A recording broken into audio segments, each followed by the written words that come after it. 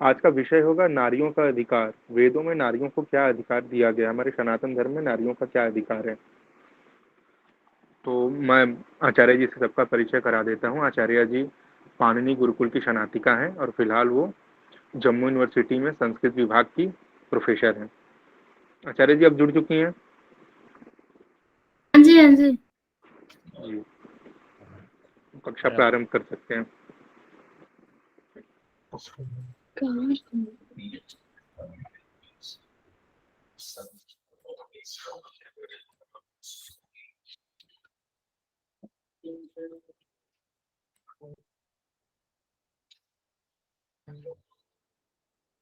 ॐ सहनाववतु सहनौ भुनक्तु सह वीर्यङ्करवावहै तेजस्विनावधीतमस्तु मा विद्विषावहै। ॐ शान्ति शान्ति शान्तिः।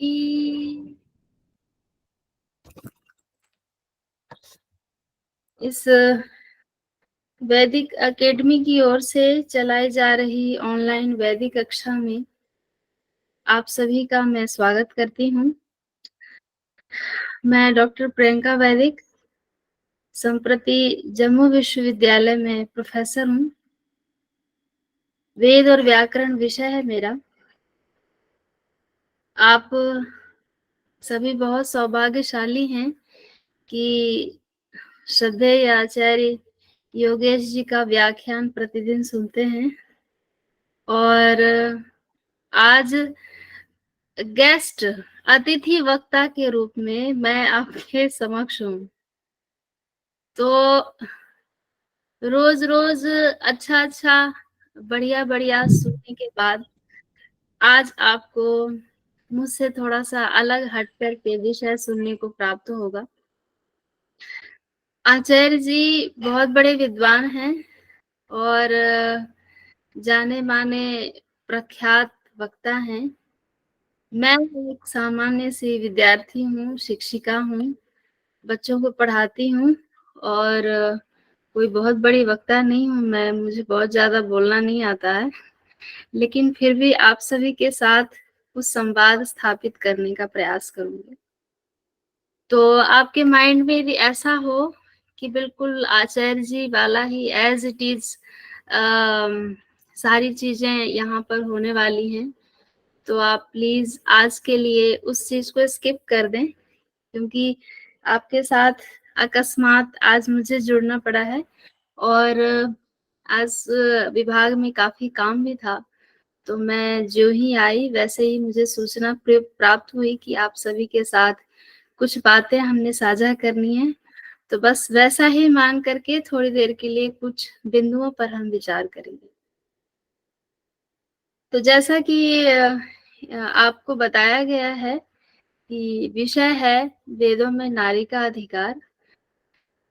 तो देखिए, हम जब स्त्रियों की बात करते हैं, नारियों की बात करते हैं, महिलाओं की बात करते हैं, बेटियों की बात करते हैं, तो सबसे बड़ी बात ये होती है कि हम ये देखना चाहते हैं, ये समझना चाहते हैं कि हमारे देश की तरक्की कितनी हुई है, हमारे देश में बदलाव कितना आया है, हमारी संस्कृति में कितना ज्यादा विकसित आयाम प्राप्त हुआ है। क्योंकि हमारा जो धर्म है वो वैदिक धर्म है, जिसको हम हिंदू धर्म कहते हैं। तो वेद से वो चला आ रहा है और कपड़े हम अच्छे ही पहनते हैं, खराब हो, गंदे हो, मैले हो, तो उन कपड़ों को हम पहनना पसंद नहीं करते। तो ठीक इसी तरह से धर्म की स्थिति है। जो अच्छा होता है, जो शुभ होता है, जो उत्तम होता है, जो हमारे मन को, हमारे दिल को, हमारे हृदय को सुकून देता है, अच्छा महसूस कराता है, हम उन्हीं बातों को सुनना चाहते हैं, ग्रहण करना चाहते हैं। हमारी आंखें अच्छी चीजें देखना चाहती हैं। तो इसका मतलब ये है कि धर्म वही हो सकता है कि जो तर्क के आधार पर, मानवता के आधार पर आपकी आत्मा के अनुकूल व्यवहार किया जाए। इसलिए मनुस्मृति में जो 10 लक्षण बताए गए हैं, आचार्य जी ने भी बताया होगा आपको, धृति, क्षमा, दमोस्तेयम, शौचम, इंद्रिय निग्रह, धीर विद्या, सत्यम, क्रोधो, दशकम धर्म लक्षणम। ये जो धर्म के 10 लक्षण बताए गए हैं, इसमें पूरा का पूरा जीवन, व्यवहार और हमारा जो आचार है वो सब कुछ सम्मिलित है। तो इस आधार पर, धर्म के आधार पर जब हम अपनी संस्कृति को, अपने देश में उन्नति को और महिलाओं की स्थिति को वेद की तुला पर, वेद की कसौटी पर परखना चाहते हैं, जानना चाहते हैं, तो हमें ऋषि दयानंद की ओर लौटना पड़ता है। ऐसा इसलिए कह रही हूँ क्योंकि दुनिया का कोई भी पथ, पंथ, मजहब, संप्रदाय के लोगों ने स्त्रियों की स्थिति अपने धर्म ग्रंथों में अच्छी नहीं बताई है। उनकी संस्कृति में स्त्रियों की स्थिति अच्छी नहीं बताई है। आप उनकी किताबों को पढ़ेंगे तो बड़ा आश्चर्य होगा कि किस सोच वाले लोग हैं। लेकिन छोटा सा तर्क यदि आप खुद से करें तो आपको लगेगा कि ईश्वर ने जैसा आपको बनाया है वैसा ही आपकी बेटी को भी बनाया है, आपके घर की स्त्री को भी बनाया है। तो इस नजरिए से जब हम विचार करते हैं तो महर्षि दयानंद का एक सीधा सीधा सा उत्तर है कि भाई वेद में ही कहा गया है कि वेदों को पढ़ने का, वेदों को समझने का। वेद पढ़ते क्यों हैं हम? सवाल स्वयं से कीजिए कि हम क्यों वेद को पढ़ें, क्या आवश्यकता है वेद को पढ़ने की? तो उत्तर यही मिलता है कि हम जीवन को चलाने के लिए, जैसे कि पैसे की जरूरत होती है, भौतिक उन्नति के लिए धन की आवश्यकता होती है, अच्छा मकान चाहिए, गाड़ी चाहिए, गर्मी लग रही है तो हमें कुछ वातावरण अच्छा बनाने के लिए साधन चाहिए, इन सभी के लिए पैसे चाहिए। हमारी भौतिक उन्नति हो गई, हमने बहुत बढ़िया बढ़िया हमने मकान बना लिया, सब कुछ कर लिया, लेकिन यदि आध्यात्मिक उन्नति नहीं होगी, आध्यात्म के साथ आपका यदि लगाव नहीं होगा, जुड़ाव नहीं होगा, तो फिर धर्म की जो परिभाषा है, ये तो अभ्युदय निःश्रेयस सिद्धि सधर्म दर्शन में कहते हैं कि वह धर्म सबके द्वारा ग्रहण करने योग्य है जहां पर अभ्युदय और निःश्रेयस, भौतिक और आध्यात्मिक, इन दोनों की उन्नति हो सके। और इन दोनों की उन्नति में परम सहायक पूरी दुनिया में, समाज की स्थिति में स्त्रियों की सबसे पहली बात आती है। तो वेद का एक मंत्र महर्षि दयानंद ने उद्धृत करते हुए कहा, यथेमाम वाचम कल्याणीम आवदानी जनेभ्यः, है ना?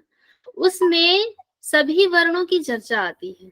एक समय था कि जब ये कहा गया कि ये केवल विप्र वर्ग ही पढ़ सकते हैं, केवल पंडित ही पढ़ सकते हैं, लेकिन उसमें सबकी बात कही गई है, शूद्राय चार्याय सबको कहा गया है। जब किसी बात के विशेष प्रसंग में किसी का यदि नहीं निषेध होता है, इसका मतलब उसका भी ग्रहण होता है। तो उस मंत्र में ये जो कल्याणी वाणी है वो सबके लिए प्रदान किया गया है। यजुर्वेद का मंत्र है यह, यथे मां वाचम कल्याणी आवदानी जनेभ्यः। तो इस प्रकार से महर्षि दयानंद सरस्वती ने इस मंत्र के माध्यम से इस बात को पुरजोर स्थापित किया कि भाई वेदों पर सबका अधिकार है, वेदों को पढ़ने का, वेदों को सुनने का, क्योंकि वेद को पढ़ करके हम अध्यात्म से जुड़ पाते हैं, वेदों को पढ़ करके हम आत्मिक उन्नति की ओर अग्रसर हो पाते हैं, धर्म अर्थ काम मोक्ष, इसकी जो पुरुषार्थ चतुष्टय है उसको समझ पाते हैं। तो इसीलिए बार बार ये बात कही जाती है कि वेदों में जो नारियों का अधिकार है वो किस रूप में है। तो महर्षि दयानंद ने जब आगे बात की वेदों की, तो वहां पर अग्निहोत्र की चर्चा आती है कि महिलाएं अग्निहोत्र करें या ना करें। तो कहते हैं कि अथर्ववेद का मंत्र है, स्योनिम अग्निम गार्हपत्यम सपर्य, यदा गार्हपत्यं सपर्येति पूर्वम अग्निम बधूरियम अधा सरस्वत्यै नारी पितृभ्यश्च नमस्कुरु। कहते हैं वधू के लिए, जब कोई नई वधू होती है, वह जब घर में आती है, उसके लिए कहते हैं कि यह सुख प्रदान करने वाली है, संपूर्ण गृहस्थ धर्म को सुख देने वाली है। और गार्हपत्य अग्नि की पूजा करने की बात कही गई है। पूर्वम अग्निम कि सबसे पहले जब हम घर में कोई भी क्रिया आरंभ करते हैं, कार्य आरंभ करते हैं, तो उसमें ये जो सुखकारिणी वधू है वो अग्निहोत्र करे, ऐसी प्रार्थना की गई। मेरी कक्षा में कुछ लोग आते हैं जो इस कक्षा में भी होंगे, जहां पर हम अग्निहोत्र की चर्चा करते हैं। ये कक्षा आचार्य जी की है, इस कक्षा में मैं अतिथि के रूप में हूँ, पर मेरी कक्षा वाले भी बहुत सारे चेहरे यहाँ पर होंगे। तो अग्निहोत्र की बात इसमें की गई कि भाई अग्निहोत्र करे, किसके लिए की गई है? वधू शब्द आया है, घर की स्त्री है, वधू है, उसके लिए बात आई है। तो जब स्त्री अग्निहोत्र करेगी, इसका मतलब है यज्ञ करने के लिए यज्ञोपवीत धारण करेगी। और यज्ञोपवीत धारण करेगी, इसका मतलब यह है कि वो वेद भी पढ़ने की अधिकारिणी है। जब हम यज्ञोपवीत पहन लेते हैं, फिर हमारा वेदारंभ संस्कार होता है। महर्षि दयानंद ने 16 संस्कारों की पद्धति बताई है, उसमें वेदारंभ संस्कार भी है, उपनयन संस्कार के बाद। तो ये सारी चीजें, सारी बातें एक दूसरे से कनेक्टेड हैं। तो यहाँ पर ये कहा गया कि प्रतिष्ठ विरासी विष्णु रिवेहि सरस्वती सिनीवाली प्रजायताम भगस्य शुभता वसत। हे सरस्वती, सरस्वती कहते हैं स्त्री को। कैसी स्त्री को? कि जिसके अंदर ज्ञान विज्ञान का स्रोत विद्यमान है। तो ऐसी जो सरस्वती स्त्री है, वह प्रतिष्ठा को प्राप्त करे और विष्णु रूपा उन्नति को प्राप्त करे। मतलब वह भाग्यशाली स्त्री है कि जो सरस्वती के रूप में अपने घर में स्थित होती है। और इस प्रकार से जब हम ये कहते हैं कि भाई महिलाओं के लिए कहा गया है कि नीचे देख करके चलो, है ना, अधः पश्यस्व, तो पूरा मंत्र क्या है? पूरा मंत्र है अधः पश्यस्व मोपरि संतराम पादकौ हर माते कशप्लकौ दृशन स्त्री ही ब्रह्मा बभूविथ। आपने बहुत बार सुना होगा स्त्री ही ब्रह्मा बभूविथ, और ये आर्य समाज के विचारों के प्रकल्प में ही सुना होगा। तो स्त्री ही ब्रह्मा बभूविथ की बात महर्षि दयानंद करते हैं। महर्षि दयानंद ने कोई अपनी बात नहीं कही है, उन्होंने वही बात कही है जो ब्रह्मा से लेकर के जैमिनी मुनि पर्यंत जो सिद्धांत स्थापित थे, उसी को फिर से सुप्त जनमानस को जागृत करके स्थापित करने का कार्य किया है। तो यहाँ पर कहते हैं कि स्त्री जो है वो ब्रह्मा के रूप में पूजित होती है। क्यों? तो कहते हैं कि निश्चय से ही वह स्त्री जो कि अपने काम को बड़े अच्छे ढंग से करती है और बहुत नियम में रहती है, बहुत ज्यादा इधर उधर लेना देना जिसका नहीं रहता है, अपने घर परिवार के साथ खुश रहती है, नीचे देख करके चलती है और अपने वस्त्रों को धारण करने के प्रति वो सजग रहती है, ऐसी स्त्री ब्रह्मा के पद को धारण करने वाली होती है। स्त्री पद स्त्री ही ब्रह्मा बभूविथ। और ये जो मंत्र है वो ऋग्वेद का मंत्र है, 8वें मंडल का 33वें सूक्त का मंत्र है, आप नोट कर सकते हो। तो अब देखिए, इस प्रसंग में आचार्य सायण कई बार ऐसी बात करते हैं कि सोचने के लिए हमें विवश होना पड़ता है कि इतना बड़ा वेद का पंडित और वेद का भाष्यकार वो एक प्रसंग में कहते हैं कि मेधातिथे धन प्रदाता प्रायो गिरा रंगिरा सह पुमान भूत्वा स्त्री अभवत। अर्थात मेधातिथि ऋषि को दान देने वाला, है ना, प्रायोमी असंग पुरुष होकर स्त्री हो गया था। उसको संबोधित करते हुए इंद्र ने कहा कि यस्मात् कारणात् ब्रह्मा ज्ञानी पुरुषः सन त्वम स्त्री बभूविथ, कि तू ज्ञानी पुरुष स्त्री बन गया है ना। तो इस प्रकार की बातें वो वेद भाष्य करते हुए लिखते हैं। अब प्रश्न होगा कि भाई ऐसा क्यों कहा, है ना। तो ऋग्वेद के भाष्य करते हुए उन्होंने उपोद्घात में लिखा है कि स्त्री शूद्रयोस्तु सत्याम अपि ज्ञानापेक्षायां उपनयना भावेन अध्ययन राहित्यात् वेदे अनधिकारः प्रतिबद्धः धर्म ब्रह्म ज्ञानम तु पुराणादि मुखेन उत्पद्यते। देखो ये साफ साफ ये बात कह रहे हैं कि पुराणादि के द्वारा ही वेद विषयक परमेश्वर विषयक ज्ञान हो जाएगा, उनको वेद पढ़ने की कोई आवश्यकता नहीं है।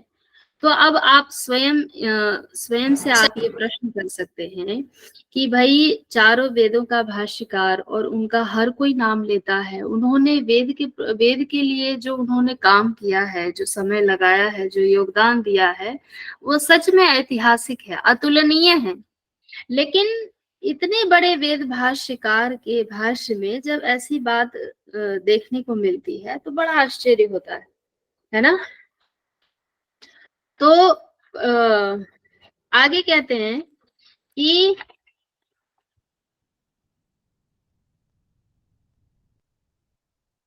अस्यवामीय सूक्त आपने पढ़ा होगा। अस्यवामीय सूक्त ऋग्वेद में प्राप्त होता है ना। उस ऋग्वेद में जब हम ये पढ़ते हैं कि यथाधिकारः श्रौतेषु येषु ताम कर्मसु श्रुतः एवमेव अनुमन्यस्व ब्रह्मणि ब्रह्मवादिताम् इति यमस्मृतिः। तो इसीलिए तस्मात् स्त्रीणाम अपि अस्ति ब्रह्म विद्यायाम अधिकारः, है ना। और भीमा जाया ब्राह्मणस्य उपनीता उपनीता ये ऋग्वेद में कहा गया है। तो वेद के आधार पर कहीं पर भी ऐसा नहीं देखने को मिलता है कि वेद ने कहीं नाम लेकर के निषेध किया हो कि भाई तुम स्त्री हो और स्त्री होने के कारण से तुम्हें वेद पढ़ने का अधिकार नहीं है, ऐसा नहीं है। और ऐसा क्यों है, वेदों में ऐसा क्यों उदाहरण नहीं मिला आज तक किसी को? इसके पीछे कारण ये है कि जो वेद है वो ईश्वर की देन है। वेद विद्या, वेद की जो वाणी है वो ईश्वर की वाणी, किसी मनुष्यकृत लिखा हुआ ग्रंथ वेद नहीं है। यदि मनुष्य का लिखा हुआ होता तो कोई ना कोई स्वार्थवशात किसी न किसी कारणवश वो कुछ लिख सकते थे, लेकिन वेदों में आज तक ना ही कोई मिलावट हुई और न ही किसी ने इस प्रकार की बातों को इसमें स्थापित किया है।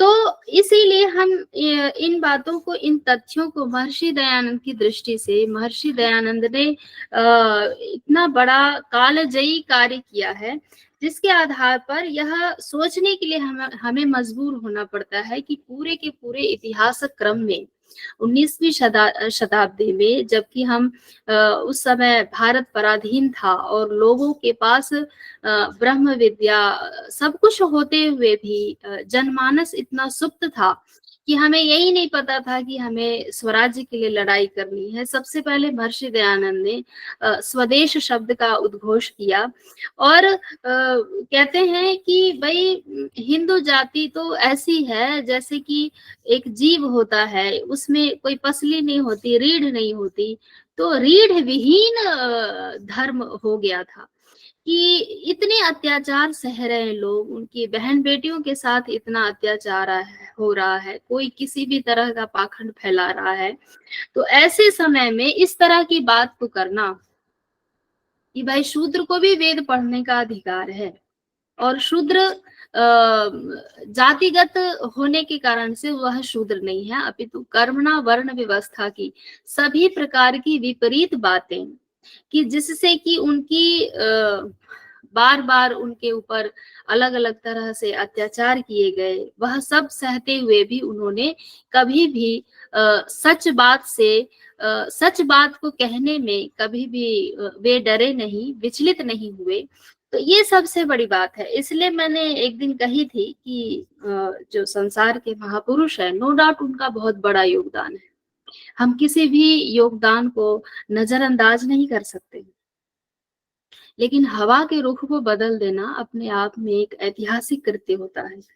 तो वे कहते हैं कि भाई सभी महापुरुषों ने लोगों को, उस समय जो भारत की जनता थी, उनको कुछ हद तक डूबने से बचाया होगा, ये मानते हैं। लेकिन ऋषिवर देव दयानंद एक ऐसे व्यक्तित्व हुए कि जिन्होंने तैरना ही सिखा दिया, है ना।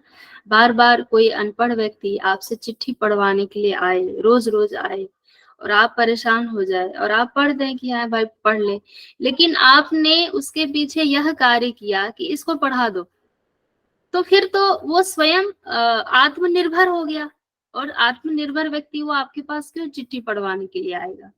तो वही कार्य महर्षि दयानंद ने किया है ना, कि वे ये चाहते हैं कि हर व्यक्ति के अंदर स्वयं से उसका जो धर्म है उसके प्रति उसको एहसास हो, उसका जो अधिकार है वह स्वयं जाने, वह क्या कर सकता है, उसके अंदर कौन सी क्षमता है वह स्वयं जान ले।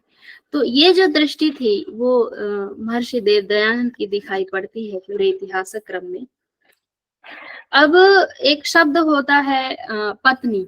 पत्नी शब्द की निष्पत्ति महर्षि पाणिनि जब करते हैं तो वो कहते हैं कि पत्युर्नो यज्ञ संयोगी। पत्नी शब्द की सिद्धि करते हुए यज्ञ संयोग होने पर पति शब्द से पत्नी शब्द की सिद्धि होती है, जो घर को स्वर्ग बनाने की कल्पना कर सकती है, जो स्वर्ग को असल में उतार देती है अपने घर में, उस विदुषी स्त्री का जो स्थान है वह यज्ञ है, यज्ञ वेदी है।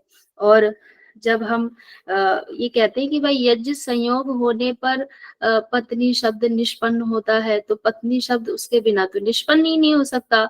तो जो लोग तथाकथित पंडे हैं, जो आज भी विरोध करते हैं कि भाई पत्नी को यज्ञ करने का अधिकार नहीं है, वो बिना सपत्नीक यज्ञ ही सफल होता है। और जो पुरुष हवन करते हैं, यज्ञ करते हैं, उनके साथ यदि उनकी पत्नी बैठी होती है तो ही वह यज्ञ सफल माना जाता है। अब अधः पतन कहाँ से प्रारंभ होता है? अधः पतन प्रारंभ हुआ मध्यकाल में, जब लोगों ने ये मानना शुरू कर दिया कि भाई देखिए हमारे देश में हुआ क्या, पहले मुगलों का शासन हुआ और मुगलों के यहाँ जो स्थिति है स्त्रियों की, वो बड़ा ही नर्क जैसी स्थिति है। आज भी वो अपने मस्जिद में जा करके प्रार्थना नहीं करती हैं, घर में ही नमाज अदा करती हैं, है ना।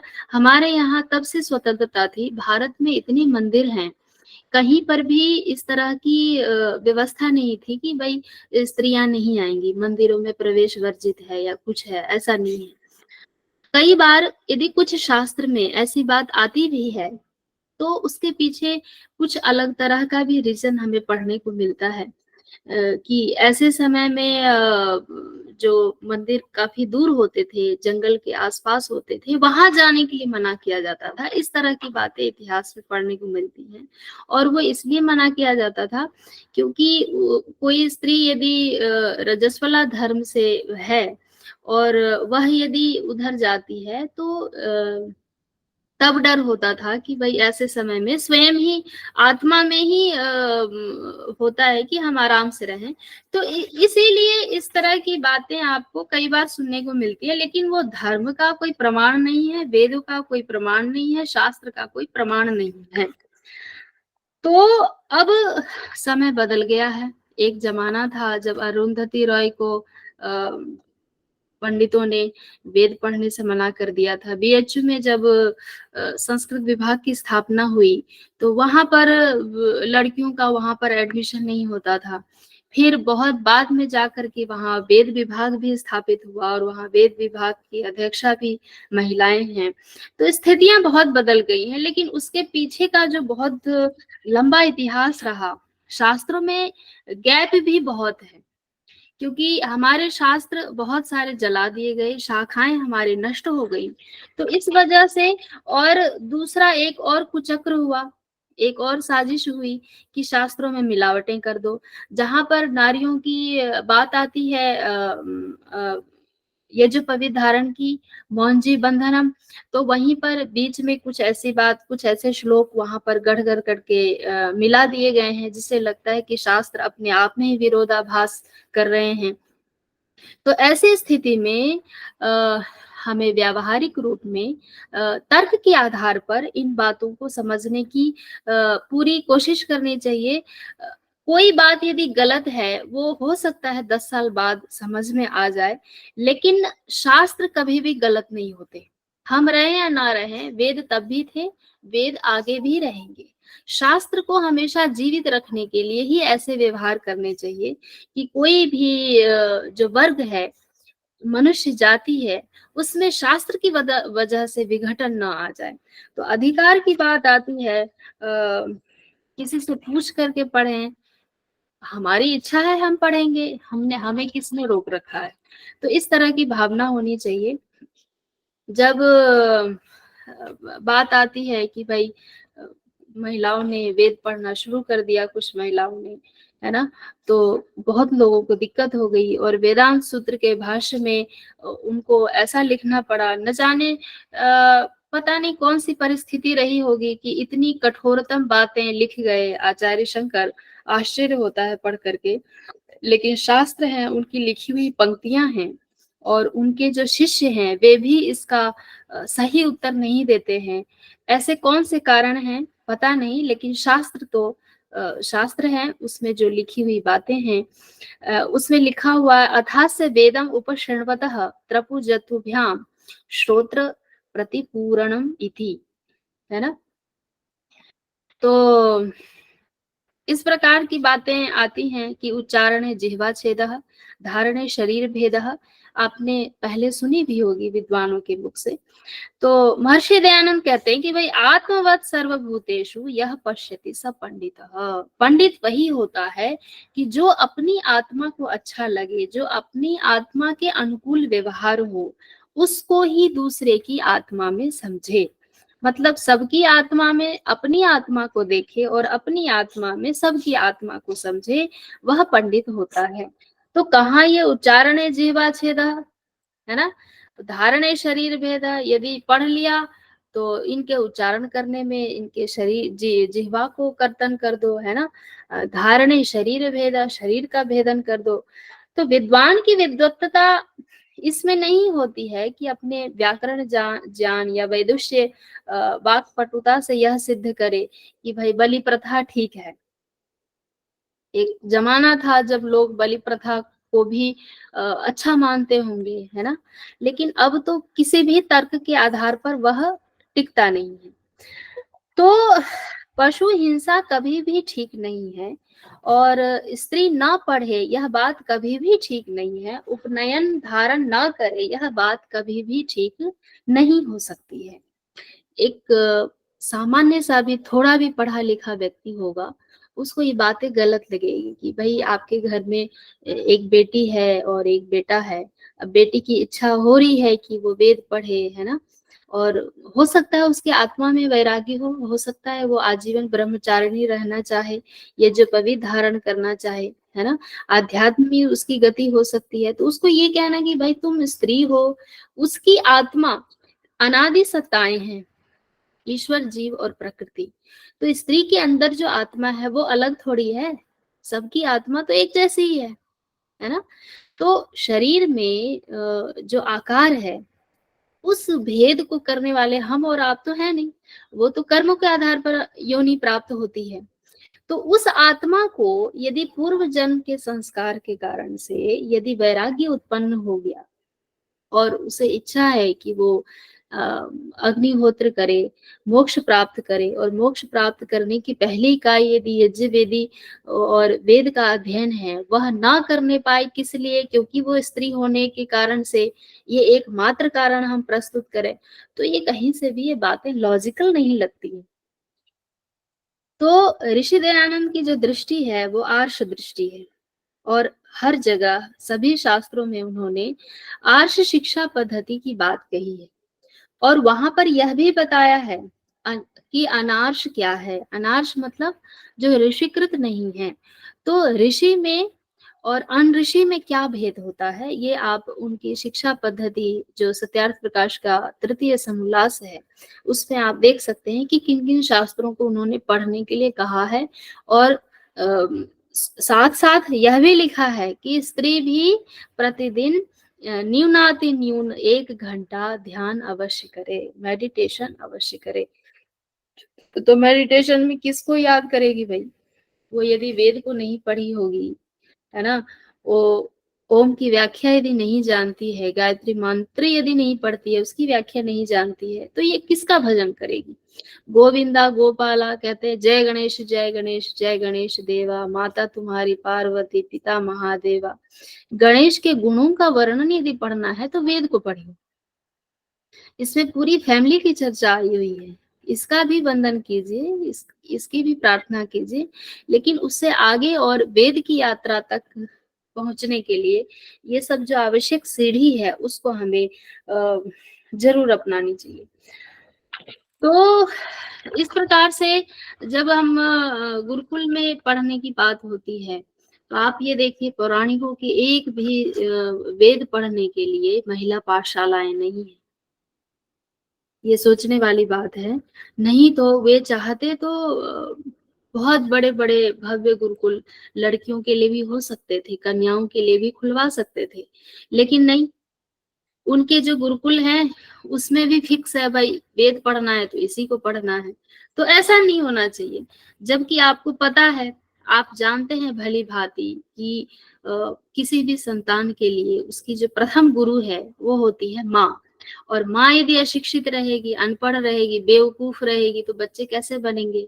माँ यदि संस्कारहीन होगी, धर्महीन होगी, वेद विहीन होगी, अध्यात्महीन होगी तो बच्चे कैसे तैयार होंगे? इसलिए जो प्रथम गुरु माँ होती है उसके ऊपर बड़ा दायित्व होता है, बड़ी जिम्मेदारी होती है। उसको यदि गायत्री मंत्र याद होगा तो वो पढ़ेगी, उसके बच्चे भी याद कर लेंगे। उसको यदि संध्या याद होगी, वो संध्या करेगी तो उसके बच्चों को भी संध्या याद हो जाएगी। अग्निहोत्र होगा तो बच्चे भी अग्निहोत्र करेंगे। तो ये बहुत सोच समझ करके ये कुकृत्य किया गया होगा कि भाई पूरी की पूरी जो पीढ़ी है, जनरेशन है, उसी को बर्बाद करने का पहला तरीका क्या है कि महिलाओं को वेद से अलग कर दो, उपनयन से अलग कर दो। और जबकि कहते हैं ये हमारी पत्नी धर्म से है, धर्म पत्नी है। तो धर्म पत्नी का मतलब क्या होता है कि जो धर्म की ओर अग्रसर रहती है। तो विरोधाभास जिन बातों में हो तो वो समझ लेना चाहिए किसी न किसी साजिश के तहत ही ये बातें ऐसी हो रही हैं। तो मुझे लगता है कि आप लोग काफी देर से मेरी बातों को सुन रहे हैं। तो जब माता की चर्चा आती है तो कहते हैं कि उपाध्यायान दशाचार्य, उपाध्याय से 10 गुना आचार्य श्रेष्ठ होता है। और आचार्याणाम तो शतम पिता, और 100 गुना बढ़ करके आचार्य से पिता होता है। और सहस्रम तो पितरीन माता, और 1000 गुना पिता से भी ज्यादा कौन है? श्रेयस्करी यशस्करी वो माता है। गौरवेण अतिरिच्यते, गौरवपूर्ण है उसका स्थान माता का। और तभी कहते हैं नास्ति मातृ समो गुरु, की माता के समान मातृ शिक्षा से बढ़ करके और माँ से बढ़ करके कोई प्रथम गुरु हो ही नहीं सकता। तो इसीलिए आवश्यक है कि हम अपने अपने घर में अपनी बेटियों को शिक्षित करें और इंजीनियर बनाए, डॉक्टर बनाए, कुछ भी बनाए, फैशन डिजाइनर बनाए, वकील बनाए, कुछ भी बनाए, लेकिन थोड़ा सा संस्कार, थोड़ी सी धर्म की शिक्षा, थोड़ा सा वेद का ज्ञान उन्हें अवश्य दें। तो कहते हैं कि माँ चाहती है कि मेरी जो बेटी है ना, अथा यह छेद दुहिता में पंडिता जायेत, कि मेरी बेटी पंडित बने, ये उपनिषद में बात आती है। तो कहते हैं कि इस प्रकार के पदार्थों का सेवन करे जो ये चाहे कि मेरी बेटी पंडित हो, है ना, धर्माधिकारिणी हो, वेद की विदुषी हो।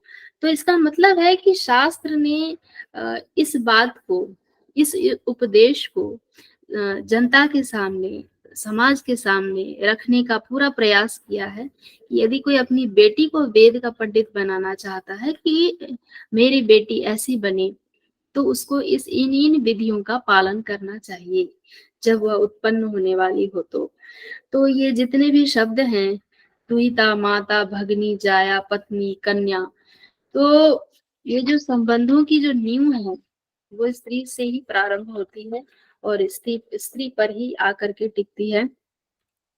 अब तो संबंधों पर भी बहुत बुरा हाल हो गया है। हमारे जो चाचा हैं, मौसा जी हैं, है ना, वो बहुत सारे रिश्ते केवल अंकल के नाम से विख्यात हो गए, अंकल ही कह देते हैं हम लोग। लेकिन भारत में और भारतीय संस्कृति में जो रिश्तों की डोर है, रिश्तों की जो नींव है ना, संबंधों का जो आपस में एक संदेश है, वो बड़ा ही अच्छा है। सुखी परिवार के लिए ये आवश्यक है कि आप अपने संबंधों को जोड़ करके रखें, अपने रिश्तों को आपस में एक डोर से दूसरे डोर तक संभाल करके रखें, क्योंकि इससे आने वाली जो संतति है उनका आपस में विश्वास होता है और बुरे वक्त में हमारे संबंध ही काम आते हैं। तो आप अपने घर में जो बेटी है, स्त्री है, माँ है, पत्नी है, जो भी है, उनको आप यथा योग्य सम्मान दें, क्योंकि लक्ष्मी है वो और लक्ष्मी आती भी उसी के माध्यम से। आप लक्ष्मी धन को बुलाएं तो वो ऐसे थोड़ी आएगी। घर की जो लक्ष्मी है वो खुश रहेगी, तभी धन का आगमन होगा। तो उसको प्रसन्न करें। और इतनी बड़ी बात कह दी मनुस्मृतिकार ने कि भाई यत्र नार्यस्तु पूज्यन्ते रमन्ते तत्र देवता, कि जिस घर में, जिस समाज में, जिस राष्ट्र में नारियों की पूजा होती है, नारियों का सम्मान होता है, बेटियों का यथा योग्य सम्मान होता है, वहां पर देवता भी रमण करते हैं, देवताओं का निवास होता है। और यत्रेतास्तु न पूज्यन्ते सर्वाः तत्रा फलाः क्रियाः, कि जहां पर इनकी पूजा नहीं होती है, वहां की जितनी भी क्रियाएं हैं वो निष्फल होती हैं, बेकार होती हैं। मतलब आप करेंगे और उस काम का कोई फल प्राप्त नहीं होगा। तो आज बस इन्हीं बातों के साथ मैं अपनी बात को समाप्त करती हूँ। इन विषयों को, इन बातों को आप सभी ने पहले भी सुना होगा, अब क्रिया रूप में परिणत करने की आवश्यकता है।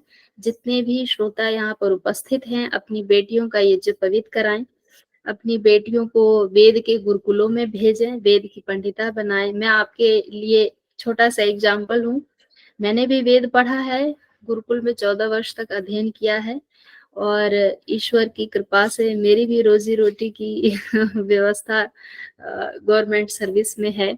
तो अब धर्म का काम करती हूँ, जहाँ कहीं भी आवश्यकता होती है, तो नारी विषयक चिंतन हो या धर्म विषयक, वेद विषयक, व्याकरण विषयक, तो इन बातों को मैं इसलिए फैलाना चाहती हूँ ताकि कल को कोई बेटी इस दिशा में बढ़े तो उसको एक उदाहरण के रूप में मिले कि भाई संस्कृत पढ़ करके कोई भूखों नहीं मरता है।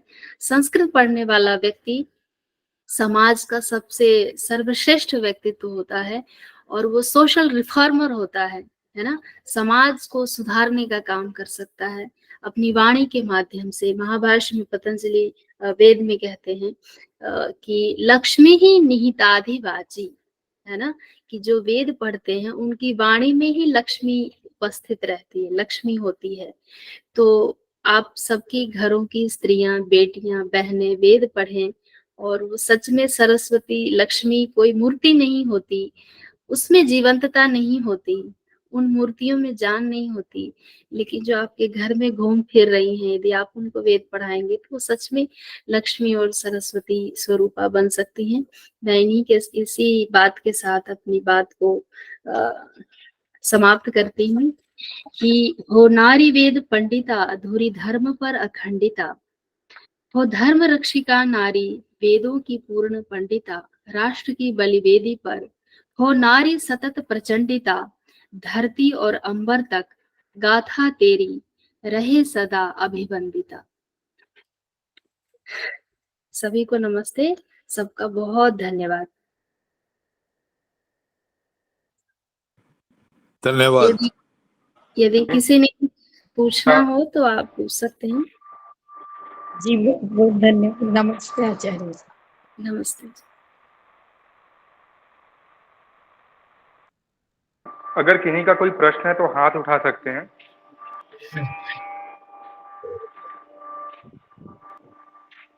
अच्छा, मीरा जी ने हाथ उठाया है। मीरा जी, आप अनम्यूट करके आपका प्रश्न पूछ सकते हैं। आचार्य जी नमस्ते। नमस्ते मीरा जी, कैसी हैं आप? मैं बढ़िया हूँ। आज आप बताइए। आप इस क्लास में भी जुड़ती हैं, मुझे अच्छा लगा ये जानकर। आचार्य जी, मुझे ये पूछना था कि जैसे कोई स्त्री रजस्वला होती है तो वो क्या हवन कर सकती है उस टाइम पे? देखिए, हवन नहीं करना चाहिए। आप अलग बैठ करके और मंत्र पाठ कर सकती हैं। ओके जी। जी। आचार्य जी। और दूसरा प्रश्न है मानिक जी का। मनिक जी।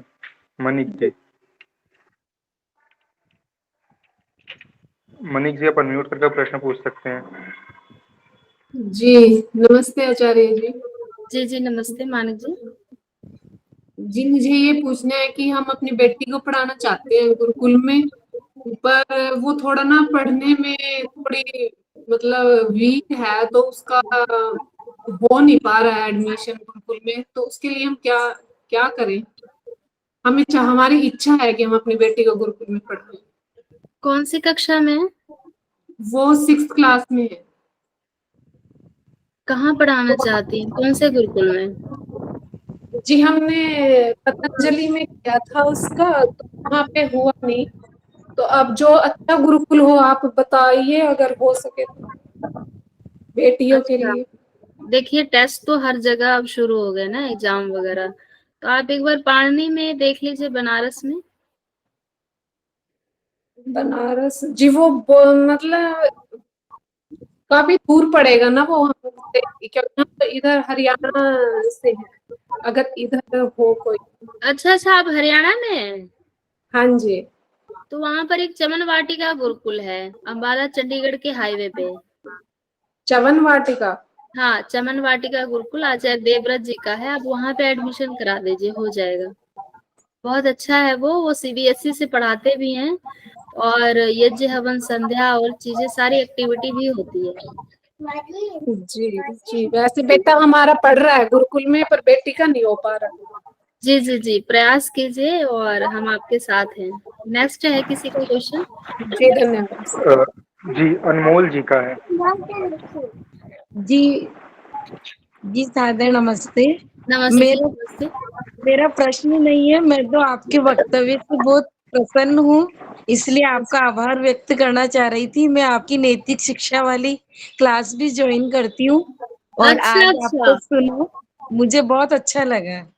देखिए आज तो बस ऐसे ही ये प्रांजल जी ने हमें कहा कि ऐसा हो रहा है, तो बस हमने कोई तैयारी नहीं थी, विद इन 10 मिनट हम आपके बीच आ गए बस। नहीं, बहुत बहुत अच्छा धन्यवाद। लगा मुझे। जी जी, बहुत बहुत धन्यवाद। जी अगला प्रश्न एक सरिता जी का है। सरिता जी, आप अनम्यूट करके प्रश्न पूछ सकती हैं। कर रही हूँ। ओ मेरा ये प्रश्न था, आपने भी कहा था शायद किसी उत्तर में कि रजस्वला हो तो उसे यज्ञ नहीं करना चाहिए जी जी जी। है। लेकिन मेरा ये प्रश्न है कि जैसे शादी होती है उस समय यज्ञ होता है, और बहुत सारी लड़कियों को उस समय ऐसा हो सकता है, हाँ हाँ, तो यज्ञ तो करेंगी ना वो फिर उस टाइम।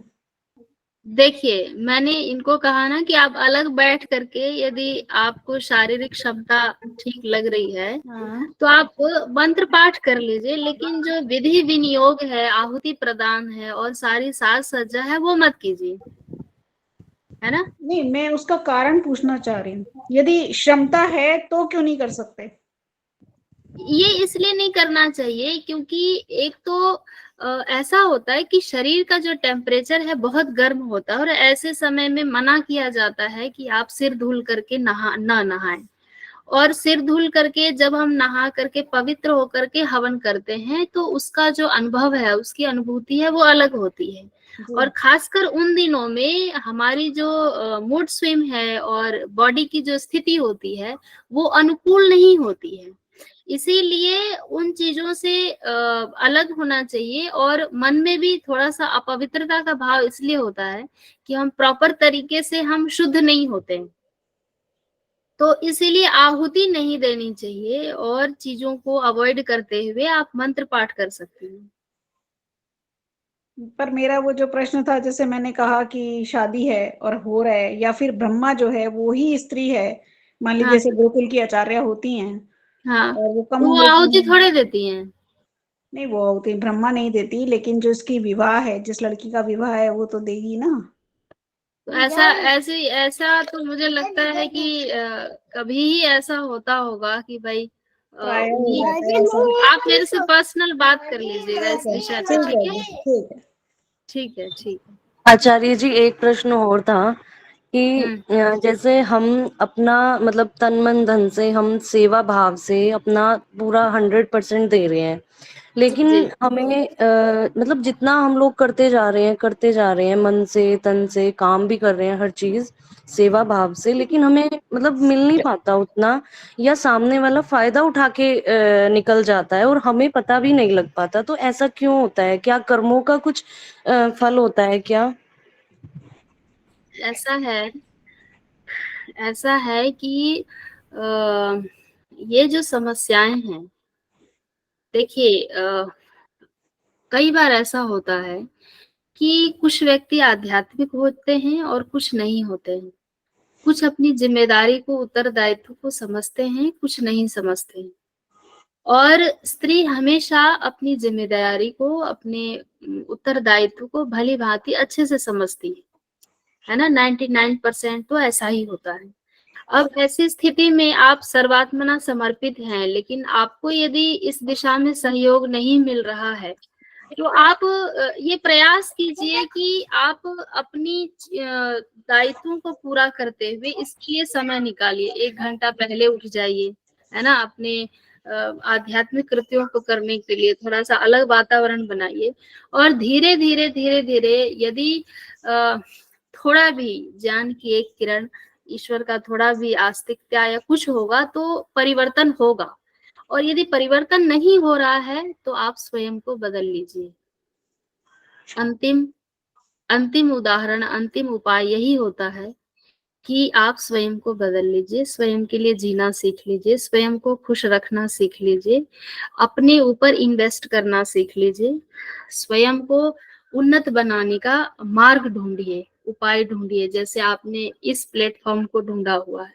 तो इसी प्रकार से अलग अलग तरीके से स्वयं को मोटिवेट होते रहने के लिए, है ना, ऐसे ऐसे विचारों के साथ जुड़ते रहिए और हतोत्साहित बिना हुए, क्योंकि आपको पता चल चुका है कि सामने से आपको कोई रिजल्ट मिलने वाला नहीं है। तो ऐसी परिस्थिति में स्वयं को बदलना ही एक अंतिम उपाय होता है।